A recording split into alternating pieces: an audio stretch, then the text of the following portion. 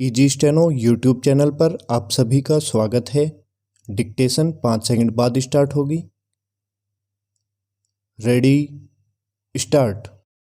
समुद्री रास्ते किस तरह देश में ड्रग्स लाने का जरिया बन गए हैं, इसका ताज़ा प्रमाण है तटरक्षक बल और गुजरात के आतंकवाद निरोधक दस्ते के साझा अभियान में अंतर्राष्ट्रीय समुद्री सीमा के पास 50 किलो हीरोइन की बरामदगी। जिस नौका से यह हीरोइन पकड़ी गई उसमें सवार 6 पाकिस्तानी नागरिकों को भी गिरफ्तार किया गया है।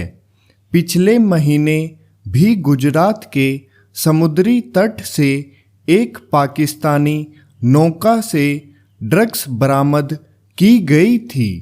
इसी तरह गुजरात के बंदरगाहों से भी रह कर ड्रग्स की खेप पकड़ी जाती रही है। पिछले साल सितंबर में गुजरात के मुंद्रा बंदरगाह से तो राष्ट्रीय जांच एजेंसी ने 21,000 करोड़ की ड्रग्स बरामद की थी। देश के अन्य बंदरगाह भी ड्रग्स की आवक के ठिकाने बनते दिख रहे हैं। बहुत दिन नहीं हुए जब मुंबई के बंदरगाह में एक कंटेनर से दिल्ली पुलिस ने हीरोइन की एक बड़ी खेप बरामद की थी।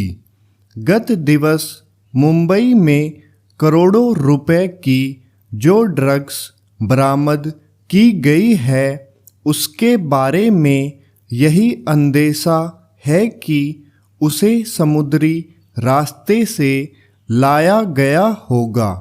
दूसरे देशों और मुख्यतः अफ़गानिस्तान से लाई जाने वाली ड्रग्स का बड़ी मात्रा में पकड़ा जाना अच्छी बात है।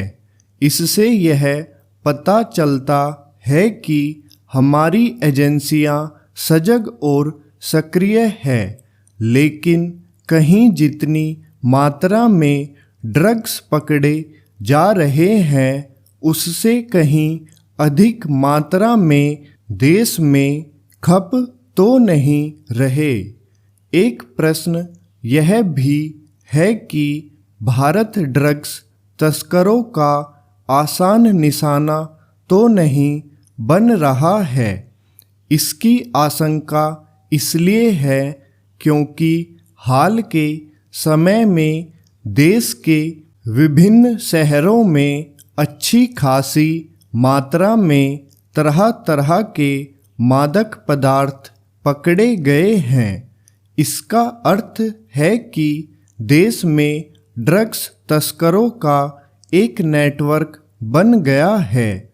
इसका अंदेशा ड्रग्स तस्करी में लिप्त लोगों की बड़ी संख्या में गिरफ्तारी से होता है। ऐसे किसी नेटवर्क को ध्वस्त करना आवश्यक है क्योंकि ड्रग्स तस्करी से अर्जित धन केवल देश विरोधी गतिविधियों में नहीं खपाया जा रहा बल्कि मादक पदार्थों का लती बनाकर युवा पीढ़ी को बर्बाद भी किया जा रहा। हैरानी नहीं कि यह काम भारत की प्रगति से परेशान देश विरोधी शक्तियों की ओर से किया जा रहा हो। जो भी हो, यह सामान्य बात नहीं कि ड्रग्स की आवक थमने का नाम नहीं ले रही है। देश में ड्रग्स तस्करों की सक्रियता के पीछे की ताकतों का पता लगाने के साथ इस सवाल की तह तक भी जाना होगा कि कहीं भारत में ड्रग्स लाकर यहाँ से उसकी आपूर्ति अन्य देशों में तो नहीं की जा रही है। यदि ऐसा कुछ है तो एजेंसियों को और सजगता बरतनी होगी। इसी तरह की सजगता समाज को भी दिखानी होगी ताकि देश में नशे के सेवन के खिलाफ माहौल बन सके। स्टॉप।